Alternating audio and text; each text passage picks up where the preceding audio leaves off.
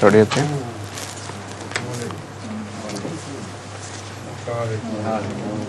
अस्सलाम वालेकुम। अस्सलाम वालेकुम। क्या हाल है? आज शुरू नॉर्मल होना है ना? जी ये भी बच्चा हो चुका है? Sir, we have already started. We have already started the program.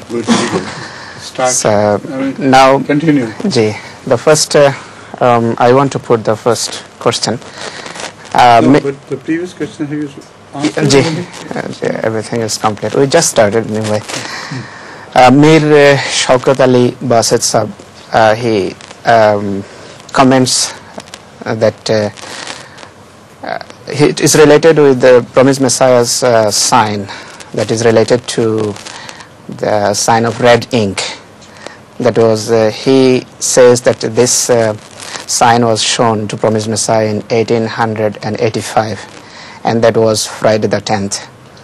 Was it? Yes, I never knew that. it is. It Very is. interesting coincidence. Ji. He sent a picture as well. अच्छा, जी. अच्छा. That is hanged in the Hujra of Qadian. Yes, that's right. Yeah. So he mentions that Huzur also saw one vision that is related to Friday the 10th. And in Huzur's dream also the digit 10 and the day Friday are highlighted or greatly emphasized on. Yes. So in Promised Messiah's vision, he wrote some decree about the future of the world and presented a paper to Allah to sign on it. And Allah the Almighty, out of His grace, signed. He says that those things were related to future. And Huzur saw Friday the 10th.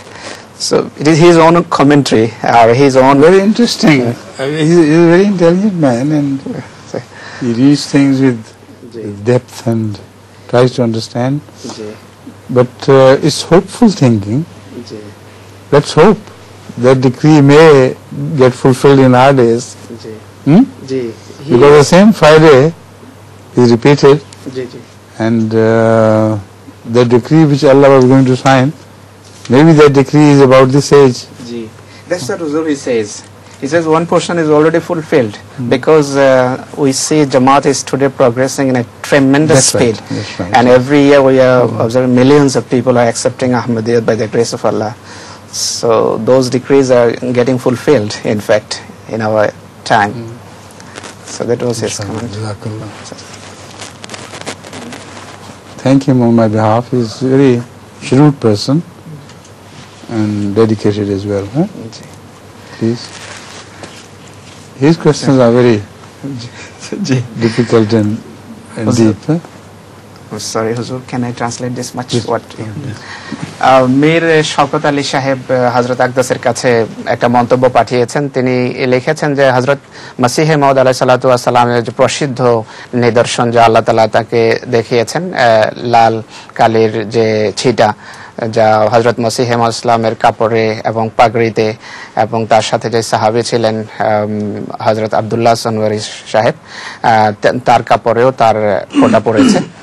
তো তিনি লিখেছেন যে এই যে দিন এই নিদর্শন প্রদর্শন করা হয়েছে সেই দিনটি ছিল শুক্রবার এবং 10 জুলাই 1885 সনের কথা এটি। আর হযরত আকদাস আমিরুল মুমিনিন আইয়াদাহুল্লাহ তাআলা বিনাসিল আজিজও এই একই ধরনের রোয়া দেখেছেন 1984 সনের ডিসেম্বর মাসে। আর হুজুর তা জামাতের সামনে বর্ণনা করেছেন। হুজুর বলেছেন যে আল্লাহ তাআলা এই দিন অবশ্যই জামাতের সপক্ষে কোনো না কোনো নিদর্শন প্রদর্শন করবেন। তো মীর সাহেব সেখানে উল্লেখ করেছেন যে হযরত মসিহ মাউদ ইসলাম যা করেছেন তাহলে তিনি ভবিষ্যৎ যুগ সম্পর্কে কিছু সিদ্ধান্ত করেছেন। সেই সিদ্ধান্তের উপর সাইন বা দস্তখত করার জন্য কাগজটি আল্লাহ তাআলার দরবারে তিনি পেশ করেছেন এবং আল্লাহ তাআলা দয়া পরবশ হয়ে, স্নেহ পরবশ হয়ে তার উপর দস্তখত করেছেন।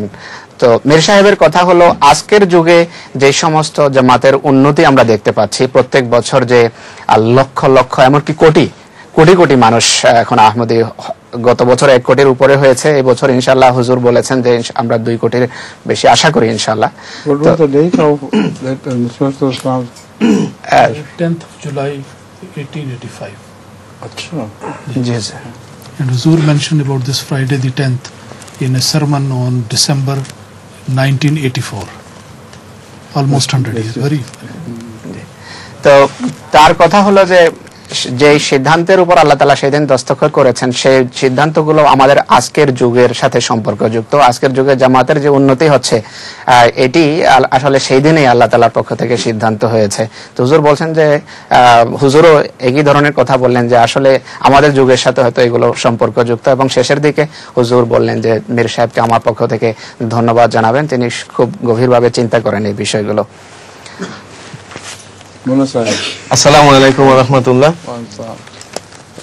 হুজুর, আমার প্রশ্ন হলো যে কোরআন মজিদে 2টা সূরা আছে, তাতে বলা হয়েছে যে সূর্য এবং চন্দ্রের নিজস্ব কক্ষপথ এবং গতিবেগ আছে, কিন্তু সহিহ বুখারীতে এক হাদিসে বলা আছে যে সূর্য স্থির এবং পৃথিবী ঘোরে এবং কোনো এক সময় সূর্য পশ্চিম দিক থেকে উদিত হবে। হুজুর, এর প্রকৃত রহস্য কি? Please. The question is based on 2 verses of the Holy Quran. One is in Surah Anbiya, another in Surah Yasin. The subject is that the planets, the earth or the moon or the sun, they are bound to circle a fixed orbit. They cannot go out of the orbit.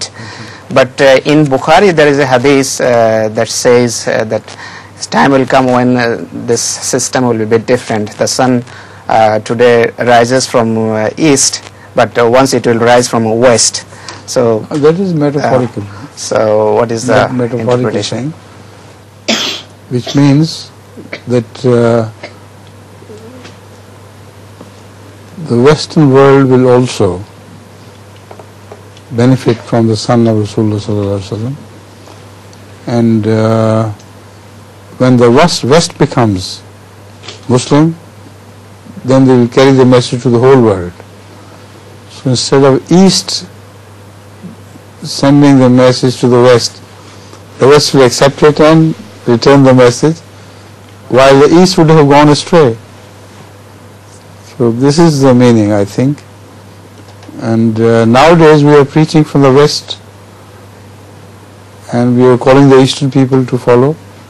So that prophecy could have been fulfilled in this metaphorical way as well. হযরত আকদাসের সামনে আকাশ আলী মোল্লা সাহেবের প্রশ্ন ছিল, আরো স্পষ্ট করি আমি, যে সাধারণ যিনি কোরআন কারীমের 2টো আয়াতের দিকে তিনি ইশারা করেছেন, সূরা আম্বিয়া এবং সূরা ইয়াসিন। তাতে আছে যে সূর্য, চন্দ্র বা অন্যান্য যে সমস্ত তারকা বা গ্রহ আছে সেগুলোর নিজস্ব কক্ষপথ আছে, সেই কক্ষপথ ছেড়ে কখনো বাইরে যেতে পারে না, আল্লাহ তাআলা তার অনুমতি দেন না। কিন্তু বুখারীর হাদিসে বলা হয়েছে যে এমন একটা যুগ আসবে যেখানে ওনার কথা হলো যে পৃথিবীকে স্থির দেখানো হয়েছে আর সূর্যকে ঘূর্ণায়মান দেখানো হয়েছে। তো এটা ছিল তো ওনার প্রশ্ন হলো যে এটি কিভাবে সম্ভব। হযরত আকদাস বলছেন যে, এবং প্রশ্নের শেষের দিক ছিল সূর্য পশ্চিম দিক থেকে উদিত হবে, এই ধরনের কথা আছে হাদিসে। তো এটি তো নিয়মের ভিতর একটা ব্যতিক্রম দেখা যাচ্ছে, এর অর্থ কি? হযরত আকদাস বলছেন যে আসলে সূর্য পশ্চিম দিক থেকে উদিত হওয়ার কথাটি রূপক।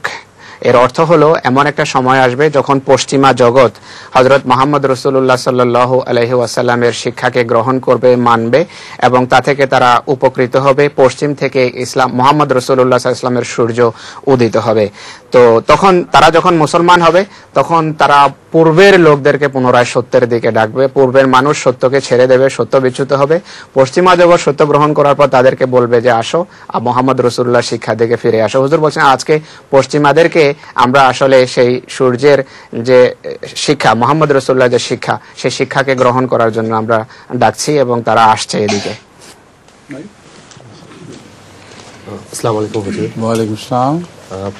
অনেক স্পেনের এক ভদ্রলোক, উনি স্প্যানিশ, তো ওনার সাথে আলাপ প্রসঙ্গে উনি বললেন যে স্পেনে তো কোনো মুসলমান নেই, এবং কথা প্রসঙ্গে তারেক বিন জায়েরের কথা উঠলো। উনি বললেন যে তারেক বিন জায়ের উনি তো ছিলেন আক্রমণকারী। তো আমরা যেটা জানি যে হযরত তারেক বিন জায়ের উনি স্পেনে এসে বললেন যে জাহাজ জ্বালিয়ে দিতে, এবং বললেন পিছনে সমুদ্র সামনের শত্রু। তো হুজুর এর মধ্যে একটা আক্রমণাত্মক বা একটা আগ্রাসী মনোভাব পাওয়া যায়, তো এই বিষয়ে আমি হুজুরের মন্তব্য জানতে আগ্রহী। Huzur, he was talking to a Spanish person. During discussions, the subject of the spreading of Islam came. He said that Tariq bin Ziyad, the old question he repeated, in fact, the Islam was spread there through force. And he said Tariq bin Ziyad, when first he crossed the sea, or the ocean might be, or sea, then he burned all the ships and boats, and addressing his fellow soldiers, he said, look, behind you have got the sea, and in front you have got the enemy. Now choose one out of these two. The questioner, or that Spanish man, said that this very statement is a proof of clear aggression on the part of the Muslims, and they used force. It is not, certainly not, because the question has been said in Bangla, right? You see, he was invited by a very strong political party leadership to dethrone the king of Spain, because he had done wrong with the girl of that chieftain. It was the custom in those days that all the big chieftains sent their daughters to stay at the court of the king, and he had unfortunately usurped this right of his, and behaved badly to that little girl. This infuriated the chieftain. So he sent a message across to the Muslim king that for God's sake, save us from this brutal kingship and destroy him.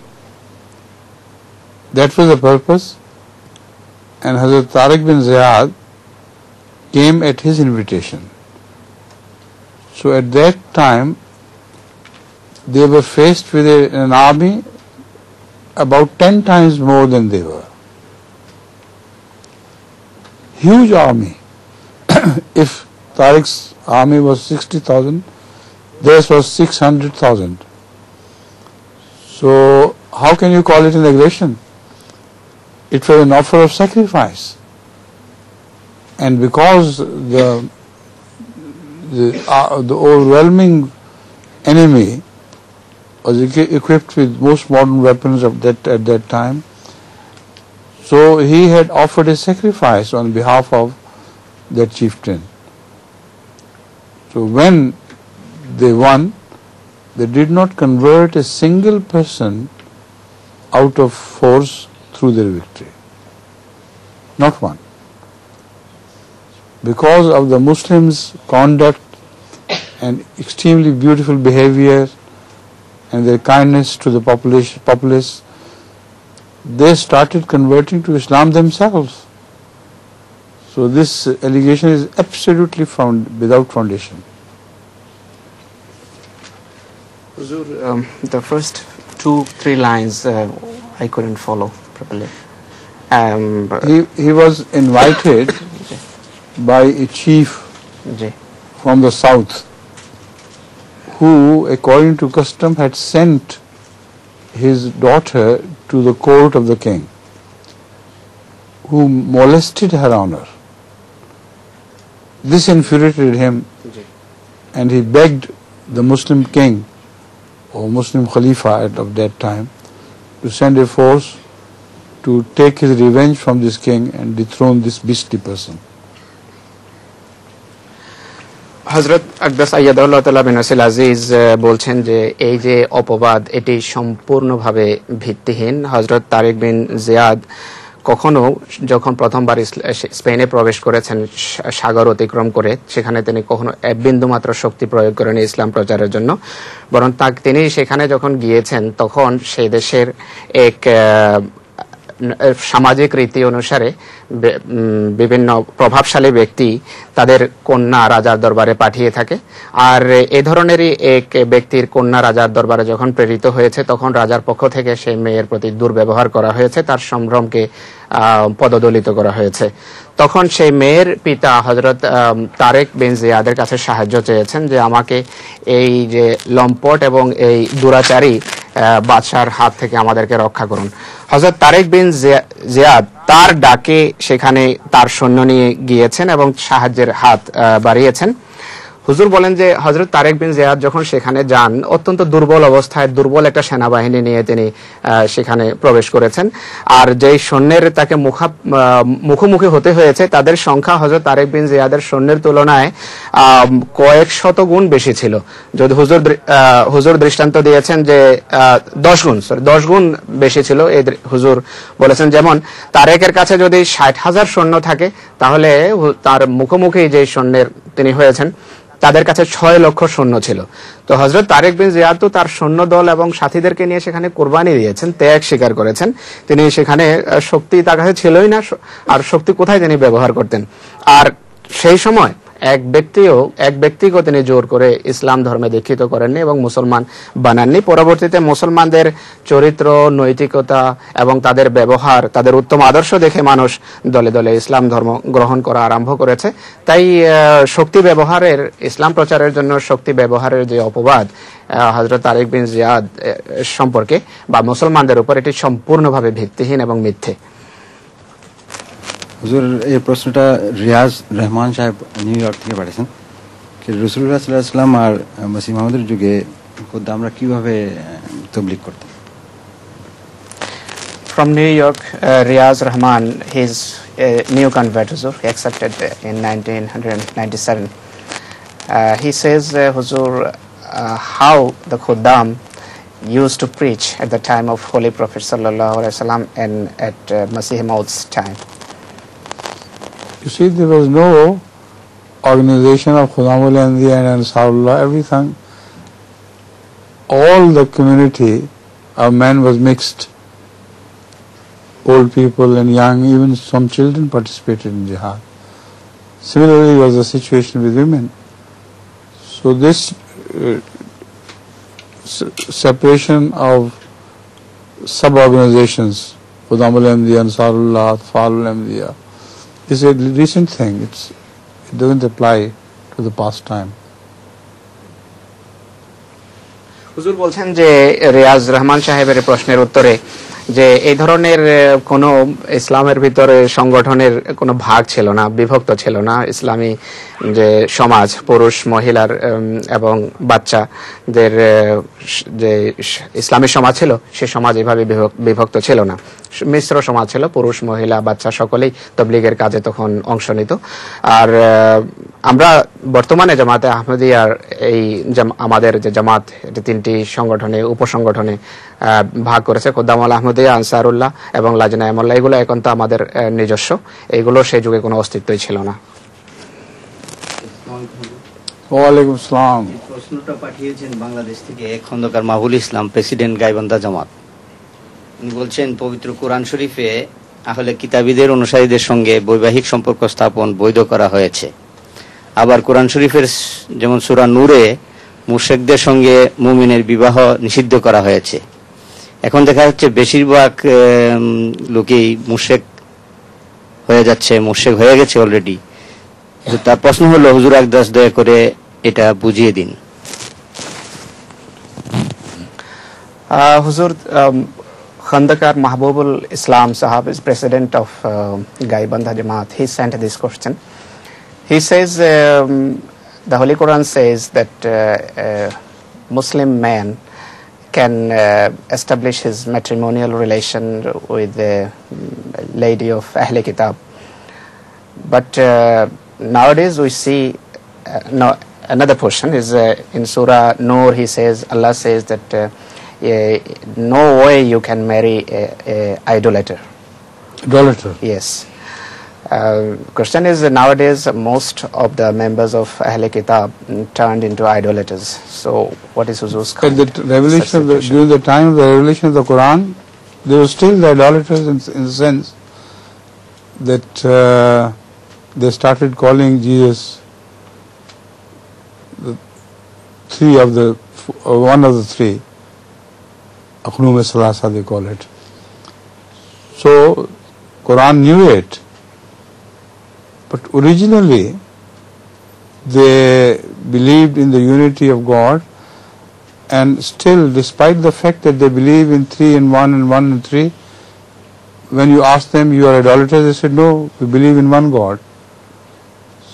So they try to explain this somehow with a very stupid logic, but their claim remains the same. There is one God. Right? So the Holy Quran was revealed at that time, and the time today has not changed in their stance from that period. So if it was permitted then, it should be permitted now. Mahbubul ইসলাম সাহেবের এই প্রশ্নের উত্তরে হযরত আকদাস বলেন যে কোরআন তাদের আজকে যে অবস্থা আহলে কিতাবের, সেই একই অবস্থা তাদের 1400 বছর পূর্বেও ছিল। কোরআন যখন নাজেল হয়েছে হযরত মুহাম্মদ রাসূলুল্লাহ সাল্লাল্লাহু আলাইহি ওয়াসাল্লামের উপর, তখনও তারা পৌত্তলিক ছিল, তখনও তারা বলতো যে হযরত ঈসা আলাইহিস সালাম 3-এর 1 বা 1-এর ভিতর 3, 3-এর ভিতর 1, এটাই ছিল তাদের তৃতীয়বাদের যে দর্শন, যা মতবাদ, এই মতবাদ তখনও ছিল আর আজকেও একইভাবে বর্তমান আছে। কিন্তু মূলত তারা আল্লাহ তাআলার কে এক হিসাবে মানে এবং আল্লাহর একত্ববাদে তারা বিশ্বাসী। যদি এই ধরনের অর্থহীন, অযৌক্তিক, ভিত্তিহীন যুক্তি তারা পেশ করে থাকে হযরত ঈসা আলাইহিস সালামের খোদাই আল্লাহর অংশ হওয়া সম্পর্কে, কিন্তু তাদেরকে যদি আপনি ভালোভাবে জিজ্ঞেস করেন যে তারা বলবেন যে না না, আমরা তো 3 খোদা মানি না, আমরা এক খোদাতে বিশ্বাসী, আমরা একত্ববাদে বিশ্বাসী। তো হুজুর বলছেন যে তাদের তখন যে অবস্থান ছিল আজকেও একই অবস্থান আছে, অবস্থানের পরিবর্তন হয়নি। তখন যদি তাদের সাথে বিয়ের অনুমতি দেয়া হয়ে থাকে, তাদের সামাজিক যে অবস্থা ছিল সেই অবস্থার কারণে একই অবস্থা আজকেও বিরাজ করছে। তো এমন পরিস্থিতিতে এটি কি আমি বা অবৈধ বলা যায় না। হুজুর বলছেন যে তাদের মূল বিশ্বাস যেহেতু এক খোদাতে রয়েছে, সেই বিশ্বাস পূর্বের মতো এখনো বর্তমান আছে। প্রশ্ন, আমি একটা পত্রিকায় পড়ছি যে সিলেনিয়াম যে ওষুধ, এইটা রক্তের মধ্যে যে ক্লট হয় ওই ক্লট থেকে বাঁচায়, আর এই থেকে স্ট্রোক আর হার্ট অ্যাটাক সম্ভাবনা কমে যায়। তো যে হোমিওপ্যাথি ওষুধ সিলেনিয়াম, কি এইটাও এই কাজ করে? He read in a magazine that there is one medicine called selenium. It saves people from heart attack or these sort of incidents. The question is actually it stops the blood from clotting, and it stops blood clotting. It keeps it liquid as it is necessary for human body. So he says homeo medicine selenium also does the same work or not? Is this selenium allopathic selenium you are talking about? But homeopathic, we have other medicines like lachesis, a venom of the snake, very deadly snake, which coagulates the blood immediately. So in homeopathy, it reacts opposite to the normal reaction. And also we have arnica, which does the same. So when you have access to these remedies, which are very good and excellent and efficient, why should you turn to selenium? Because it will have some other side effects as well. হুজুর খালিক ভাইকে জিজ্ঞেস করেন যে আপনি কি allopathic ঔষধ সেলেনিয়ামের কথা বলছেন কিনা। তিনি বললেন যে জি হুজুর। হুজুর বলছেন যে হোমিওপ্যাথিতে আমরা যে ওষুধ ব্যবহার করি সেটির নাম হলো ল্যাকেসিস। ল্যাকেসিস হলো একটা সাপের বিষ, আর সাপের এই বিষ অত্যন্ত ভয়ানক। এই সাপ যখন দংশন করে তখন সাথে সাথে মানুষের রক্ত জমাট বেঁধে যায় এবং মানুষ বিভিন্ন রোগ তার থেকে সাথে সাথে দেখা যায়। কিন্তু হোমিও মাত্রায় যখন এই ল্যাকেসিস আপনি ব্যবহার করবেন তখন সেটি উল্টা কাজ করে, অর্থাৎ এটি রক্তকে বাঁধতে দেয় না, জমাট বাঁধা থেকে রক্তকে রক্ষা করে। অনুরূপভাবে আর্নিকাও একই কাজ করে থাকে। রক্ত যদি জমাট বেঁধে যায়,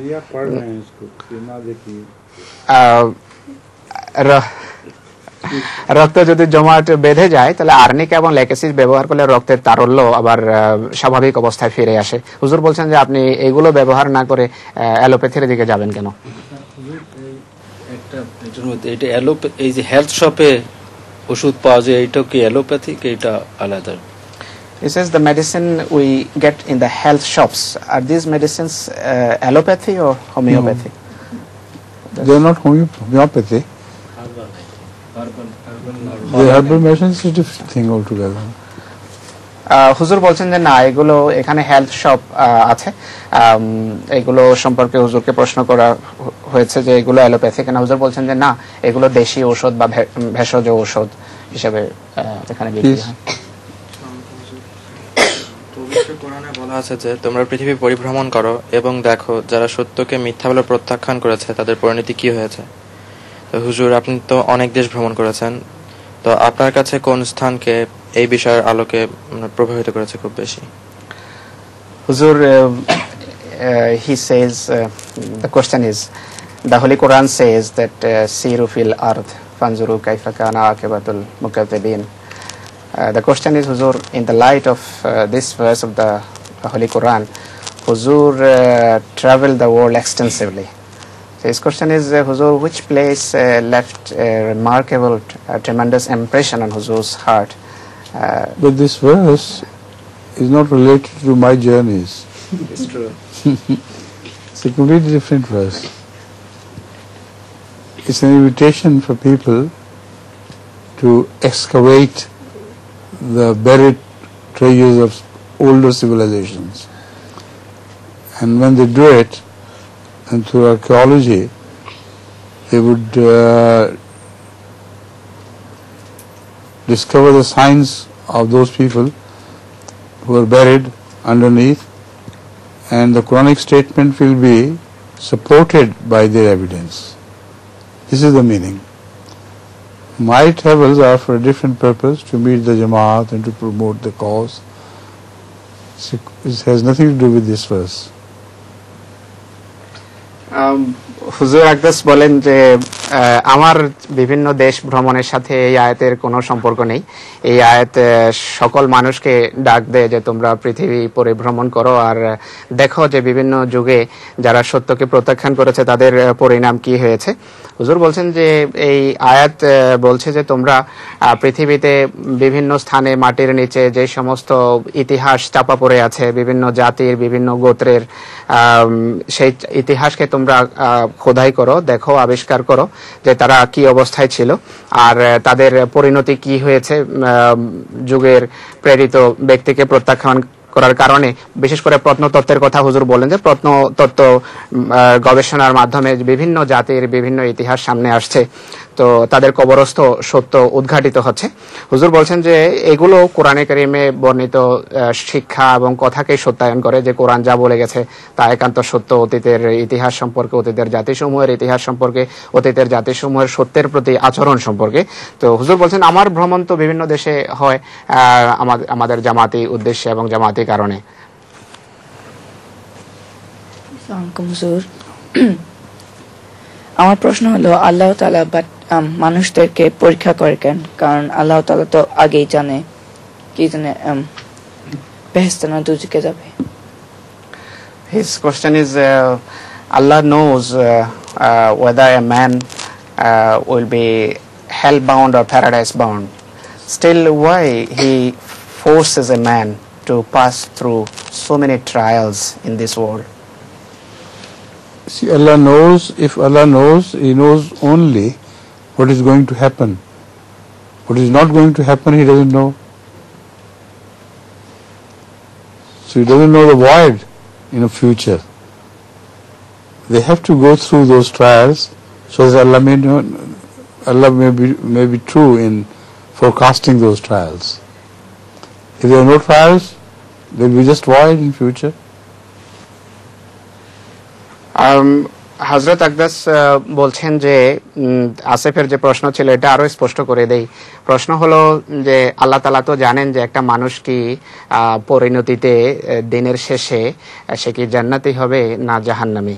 তা সত্ত্বেও এত সবকিছু নিশ্চিতভাবে জানার পরও আল্লাহ তাআলা মানুষকে কেন এত পরীক্ষার মধ্য দিয়ে এখানে অতিবাহিত করেন, এত পরীক্ষার কেন সম্মুখীন হতে হয়? হুজুরের উত্তরের প্রথম অংশ হলো যে আল্লাহ তাআলা যে জানেন, আল্লাহ তাআলা শুধু তা জানেন যা হওয়ার, যা হওয়ারই নয় তা আল্লাহর জানার কথা নয়, তা আল্লাহর জ্ঞানে থাকতেই পারে না। হুজুর বলছেন যে মানুষকে পরীক্ষার মধ্য দিয়ে অতিবাহিত করার পর আল্লাহর যে জ্ঞান নিশ্চিতভাবে আছে সেটা প্রকাশ পায়।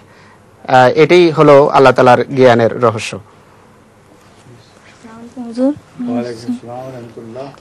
হুজুর, আমার প্রশ্ন হলো যে আমরা বেতন নামাজের পরে কি সালাতুত তাসবিহ নামাজ পড়া যায় কিনা?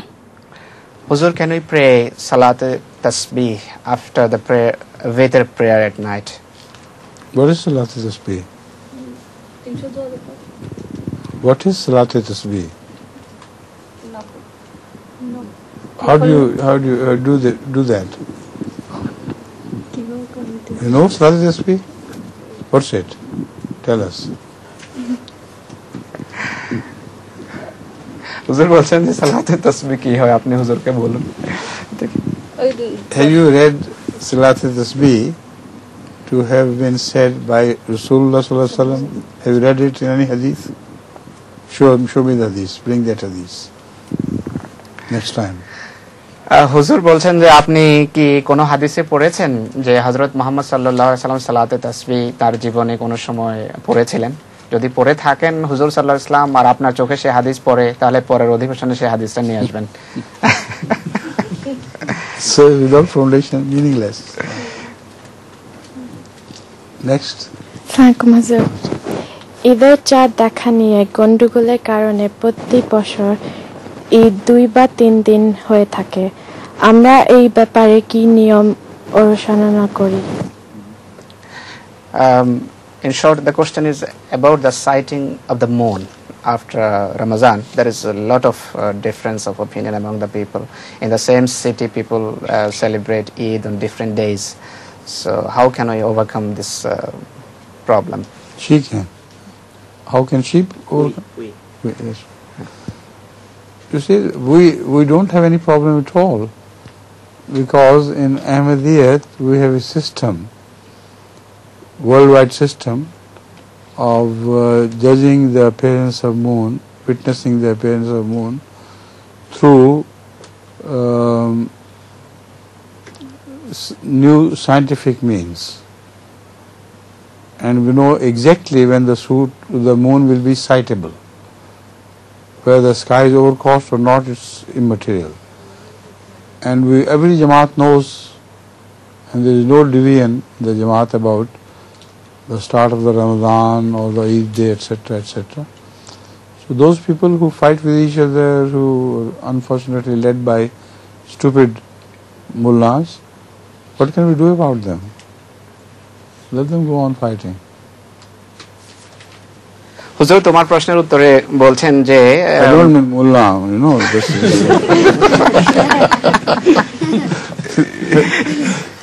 please. হযরত আকদাস আইয়াদাহুল্লাহ তাআলা বিন নাসিল আজিজ ইশিতার প্রশ্নের উত্তরে বললেন যে আল্লাহ তাআলার ফজলে আমাদের এই ব্যাপারে কোনো সমস্যা নেই। আমরা একটা সিস্টেম, একটা নির্দিষ্ট পদ্ধতিকে অনুসরণ করি আল্লাহ তাআলার ফজলে। আর তা হলো বিজ্ঞানের যে উন্নত যে সমস্ত প্রযুক্তি আছে, সেই প্রযুক্তির মাধ্যমে নিশ্চিতভাবে এখন বলা যায় যে কোন দিন কোন সময়ে চাঁদ উদিত হবে। আকাশে মেঘ থাকলো কি থাকলো না, আকাশ কি পরিষ্কার থাকলো কি থাকলো না, এটি ব্যাপার নয়।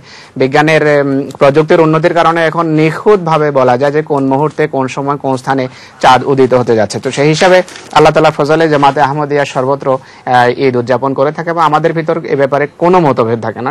সব জামাতের ভিতর মতৈক্য থাকে। আর মতভেদ যদি থাকে গায়র আহমদীদের ভিতর আছে, এবং তারা এই অজ্ঞতা প্রসূত কাজ করছে, তো এই ব্যাপারে আমাদের কিছু করার নাই। হুজুর, বর্তমানে অনেকে যুগ খলিফার কাছ থেকে ব্যক্তিগত পরামর্শ নিয়ে উপকার পেয়ে থাকে এবং সমূহ ক্ষতি থেকে বেঁচে যায়। আমার প্রশ্ন হলো, জামাত যখন আরো বড় হবে ভবিষ্যতে কিভাবে পরামর্শ নেবে? Huzur, this question is I add from me as well some sentences.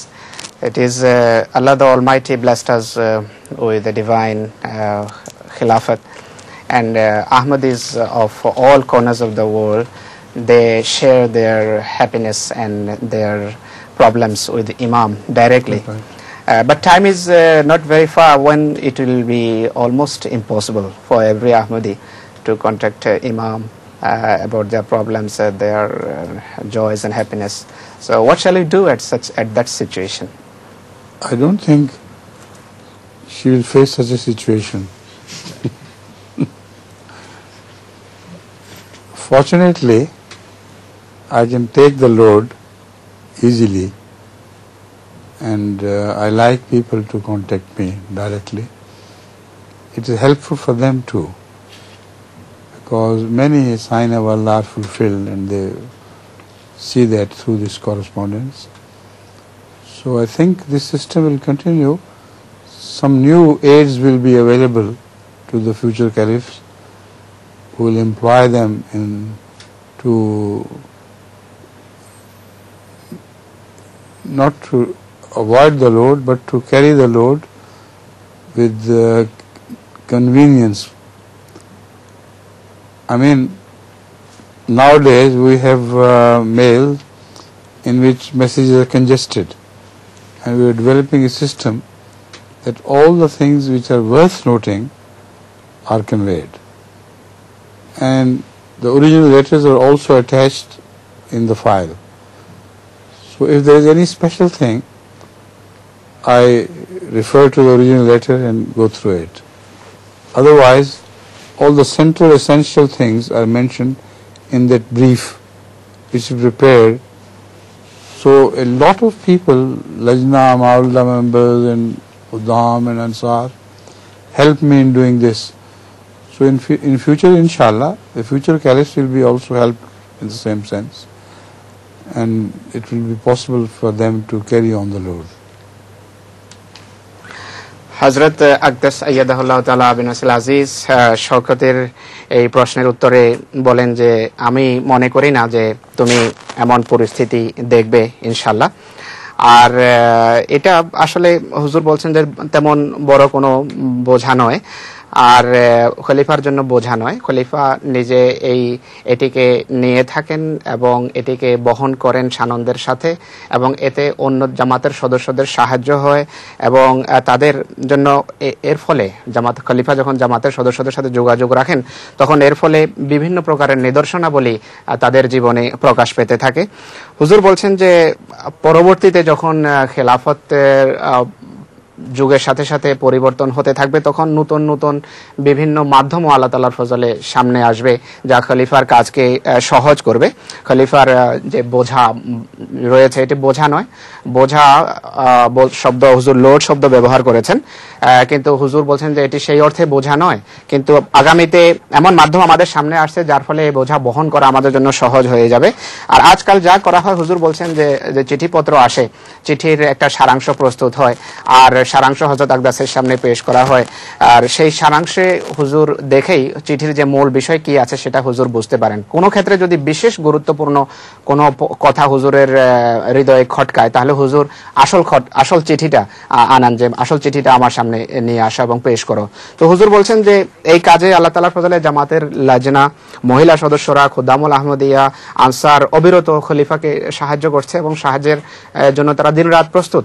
তো আগামীতেও যখন এই ধরনের পরিস্থিতি দেখা দেবে, তখন খুদ্দাম, আনসার, লাজনা, জামাতের সকল সদস্য ইনশাআল্লাহ খলিফাকে সাহায্য করবে এবং খলিফার কাজ ইনশাআল্লাহ সহজ হবে। তো হুজুর বলছেন যে এটি মনে হয় সমস্যা হবে না।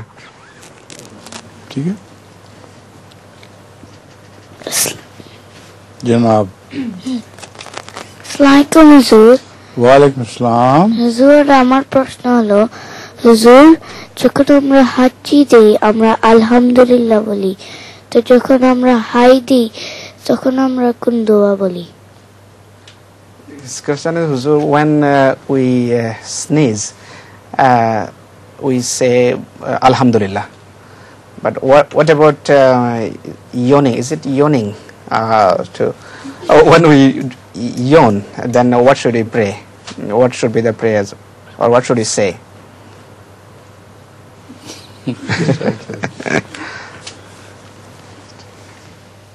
I think yawning is also a blessing of Allah. It removes some dangers the system of being overworked. So yawning gives the rest. So I think you should again say Alhamdulillah. হুজুরকে আবের প্রশ্ন করেছে যে আমরা যখন হাঁচি দেই তখন আমরা আলহামদুলিল্লাহ বলে থাকি, আর হাই যখন তুলি আমরা তখন কি পড়া উচিত বা কি বলা উচিত? হুজুর বলছেন যে হাই তোলাও আল্লাহ তাআলার আশিস এবং আল্লাহ তাআলার ফজলের একটি, আর এর ফলে মানুষের যে ক্লান্তি থাকে সেই ক্লান্তি আল্লাহ তাআলার ফজলে দূর হয়ে যায়। তো মনে হয় হাই তোলার পরও আলহামদুলিল্লাহ বলা যেতে পারে। But when you yawn, put your hand over your mouth. Huh? Don't yawn like a crocodile. Huh? হুজুর তাকে বলছেন যে যখন তুমি হাই তুলো তখন মুখে সামনে হাত রাখবে, কুমিরের মতো হাই তুলবে না।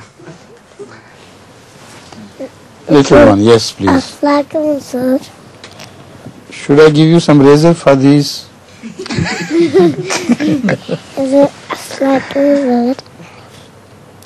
আমরা আপনি কেন কোক খান? আপনি কেন কোক খান? খান না? Why don't you drink Coke? Oh, yes, that's right. I found it to be very injurious for health. And I have noticed that they add something in the Coke which is addictive. So the problem is the children who once start Coke, it's very difficult to wean them away from Coke afterwards. And the more you drink the Coke, the more desire is born. And it destroys the stomach. And also it can cause asthma in many people. So I hate Coke because of all these bad things. It's just a commercial trick of America to capture the whole world with Coke and draw money from the different countries. I've seen Africans drinking Coke when they have been blessed by coconut water.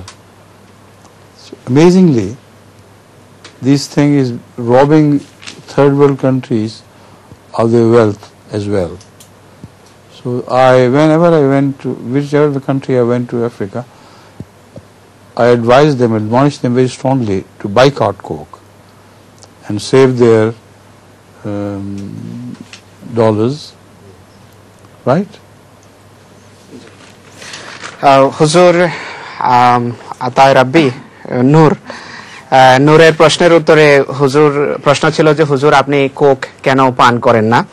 হুজুর বলছেন যে প্রধান কারণ হলো এটি স্বাস্থ্যের জন্য ক্ষতিকর, তাই আমি কোক পান করি না। দ্বিতীয়ত কোকের সাথে তারা কিছু মাদক যুক্ত করে, অর্থাৎ এটি পান করলে ধীরে ধীরে এক ধরনের নেশা মানুষের বাড়তে থাকে, আর একবার যদি আরম্ভ করা যায় তাহলে এটা আর ছাড়া যায় না। হুজুর বলছেন যে এর ফলে আসক্তি এবং এডিকশন, হুজুর বলছেন ক্রমশ এটার প্রতি বাড়তে থাকে এবং এটি মানুষের পেটকে তিলে তিলে ক্রমান্বয়ে নষ্ট করে ফেলে এবং পেট ধ্বংস হয়। হুজুর বলছেন যে কোনো কোনো ক্ষেত্রে এর ফলে হাঁপানিও হয়। তো এই সব কিছুর কারণে আমি এটি পান করি না। হুজুর বলছেন আসলে এটি আমেরিকা বিশ্ব বাজারকে নিজেদের আয়ত্তে নিয়ে আসতে চায় এবং বিশ্বের ধন সম্পদ এবং টাকা পয়সাকে নিজেদের হাতে তারা একত্রিত করতে চায়, এছাড়া আর কোনো কিছু নয়। হুজুর বলছেন যে দুর্ভাগ্যজনক ভাবে আফ্রিকারও অনেক মানুষকে আমি কোক পান করতে দেখেছি, অথচ আল্লাহ তাআলা তাদেরকে তার তুলনায় অনেক উত্তম পানীয় দিয়েছেন। নারিকেলের পানির কথা হুজুর বলছেন যে দুর্ভাগ্যজনক ভাবে তৃতীয় বিশ্বের দেশগুলো এভাবে ক্ষতিগ্রস্ত হচ্ছে এবং তাদের সম্পদ আমেরিকার মতো দেশগুলো লুটে নিচ্ছে। তো এই সমস্ত কারণে হুজুর বলছেন যে আমি এটি এড়িয়ে চলি। I can tell you one very interesting incident about Coke. A rival company of Coca-Cola published this news in Saudi Arabia that the Coke has some drink, some alcohol in it. So by that measure, that company thought that people will boycott Coke and it will be finished.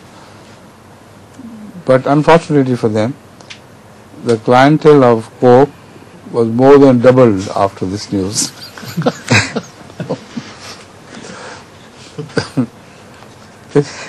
হুজুর বলছেন যে বড় মজার একটা কথা আমি আপনাদেরকে শোনাতে চাই যে কোকাকোলার একটা প্রতিদ্বন্দ্বী কোম্পানি সৌদি আরবে একটা সংবাদ ছাপিয়েছে যে এতে কোকে তারা মদ যুক্ত করে, মদ মিশায়। ধারণা ছিল যে এর ফলে সৌদি আরবের যে ধর্মপ্রাণ মুসলমানরা আছে তারা এটিকে ছেড়ে দেবে আর ব্যবহার করবে না, কিন্তু দুর্ভাগ্যজনকভাবে এর ব্যবহার দ্বিগুণ হয়ে গেছে হুজুরের পত্রিকায় সংবাদ ছাপার পর। Right? All right, then I take leave of you. Right? You permit me to leave now? And will you start drinking Coke after knowing what I have told you? Will you continue to drink Coke?